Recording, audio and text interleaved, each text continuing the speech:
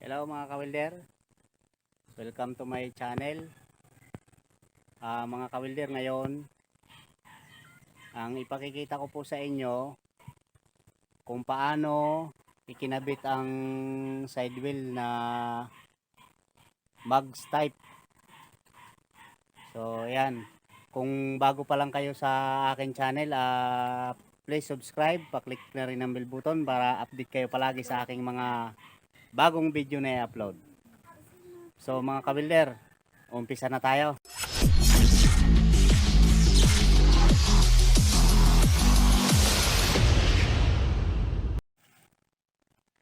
Ayan mga kawilder, ayan, inalay na natin yan sa kulong-kulong. Ayan, diretso na siya. Ito mga kawilder, medyo mahabang buhan ito, yung pinakahab niya. So, pero okay naman, hindi siya makakasagi. Ayos lang siya. So, ayan mga kawilder, ito. Ayan, parehas ang sukat niyan dito. Kabilaan. Ayan. Tsaka, nilagyan na natin ng pinaka abang lagayan ng tapaludo. Lalagyan natin ng plain sheet ito. GI lang ang ilalagay natin mga kawilder dito. Saka tatry natin tanggalin yung side wheel. Okay naman siya. Ayan, parehas kabilaan yan. Tulad na sinabi ko kanina sa inyo mga kawilder. Para malaman nyo sukat dito. Sukat ng lahat ng ating ikakabit. So ayan, ang naging taas ng aking align dito sa side wheel, ayan, 11 inches. 11 inches. So pantay lang siya, 11 inches yan. Ang taas ng ating pagkaka-align sa kulong-kulong dito sa ating side wheel. Ayan, medyo mataas ng konti, 12 inches, pero tatanggalin muna natin siya.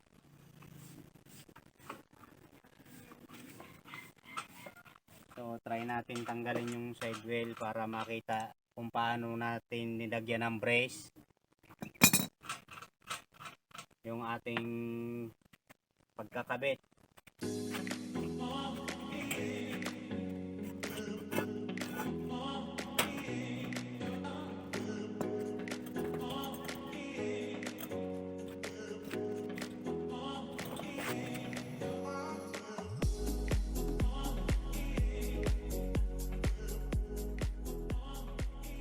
Ayan mga kawilder, dito sa loob itong tornilyo, sa labas naman ang nut. Yan ang kabaliktaran ng mugs type. Nasa labas yung mugs, yung ulo ng tornilyo nasa loob.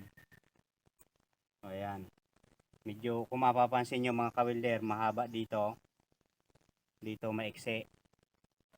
So pero okay naman. Yan.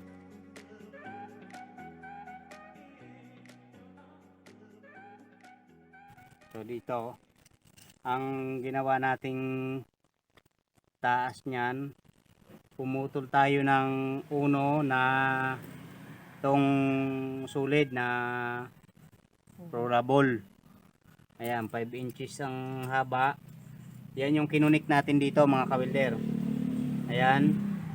Tapos itong pinaka 5/8. So ayan, itong brace natin. Dalawang 10 inches magkabilaan. Ayan ang isa. Ito. Tapos flat bar, naglagay tayo. Ayan. Nilagyan natin kabilaan ng flat bar. Ayan, flat bar din yan mga kawilder. Yung forma nito, medyo naka-slide pa papunta sa loob para mapigilan ito na hindi bumaluktot. So ayan ang diskarte dyan mga kawilder.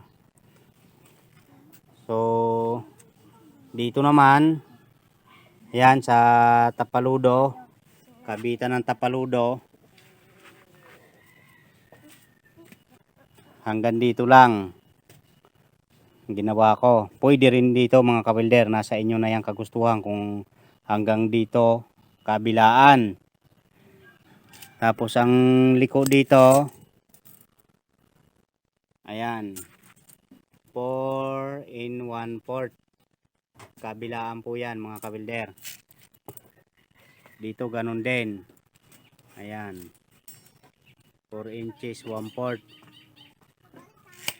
Tsaka ang buka naman simula dito, ayan mga kabilder, ayan, 27.5 inches. 27.5 inches yan. At saka ayan, kung mapapansin nyo mga kawilder, itong ating 5/8 na sulid medyo nakaliko ang gitna. Ayan, medyo nakaliko siya. Ayan, halos ganito rin ang sit up ng sidecar na timbul type mga kawilder. Halos parehas lang yan. At saka sa kulong-kulong timbul type, halos parehas yan ang dating. Ayan. Tsaka dito naman, ang allowance ko dito, ihe, at saka dito sa body ng sidecar, ayan, 1 in 1/2, malayo na yan. Ayan, malayo na yan mga kawilder. Kaya kahit yung lumaro ang spring, hindi sila dito magbabanggaan. Kailangan malayo to. Yun po ang diskarte dyan. Kaya itong solid na to ay pinutulang ko kasi mahaba. Yan, yung pinakaulo ng solid natin mahaba. So ito mga kabilder ang pinutol natin dito. Ayan, pag hindi natin kasi pinutulan, babangga dito. Ayan, kaya obligado putulan para may allowance. So ayan, halos 1.5 inch ang bawas niya. Ayan po, ayan ang dating yan mga kawilder. Ayan. Tapos ito, lalagyan na natin ng plain sheet para may takip na siya.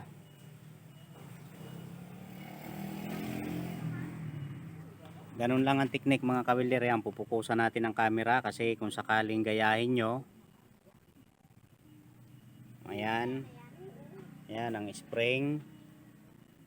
Doon. Ayan, ganun lang naman yan mga kawilder. Ayan o. Ayan. Ayan, may allowance ang side wheel nyan. Nakaharang ang gulong natin. Hindi masyado makita. Alisin natin.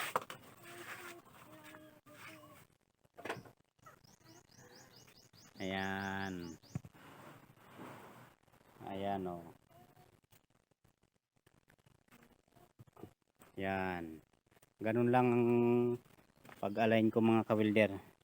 At pagkabit ng paggawa ng kabitan ng gulong. Pag-align ng gulong. Ganun na rin yan. Magkakasama na rin yan mga kawilder. So ayan. Ang dating. Yan ang technique ko dyan mga kawilder. Ayan.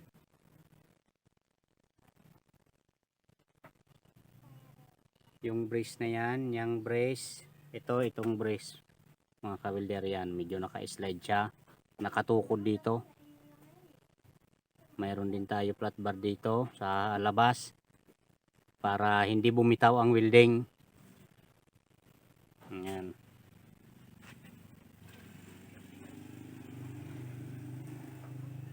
Ayan po. Yan. Ayan. Okay na. Ito na lang. Lalagyan natin ng pinakatapaludo para tapos na siya. So, ito ibabalik na natin to na side wheel niya mga kawilder.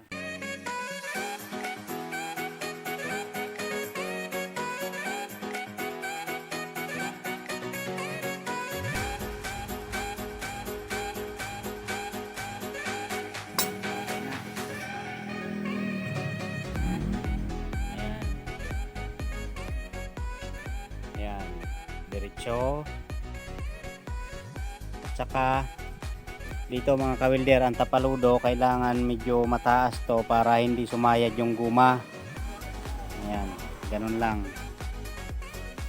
Ayan po. Ayan, ganun ang technique niyan mga kawilder.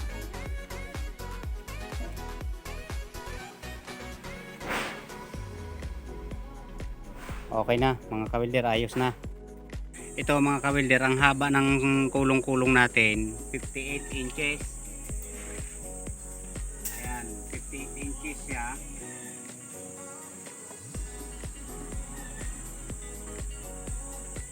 Ayan, 58 inches. Ngayon naman ang pagitan dito sa pinakahangganan ng paglalagyan ng sidewell, ito yan, 35 inches. Ayan, 35 inches simula dito. Ayan, simula dito sa ihi na to. Yan, yan ang pagkabit ko mga kawilder. 35 inches simula sa ihi na yan papunta dito sa kabilang dulo. At saka dito naman din, ayan, dito 2 feet. Ayan, 2 feet siya. Ayan, 24 inches. Yan po yun. Bago doon ako maglalagay ng ihe. Ayan, diyan ako maglalagay 2 feet at saka 35 inches doon. So ayan, para nakabalance. Ayan, kung mapapansin nyo, lamang dito ng konti sa unahan. Ayan po, ayan. Ayan.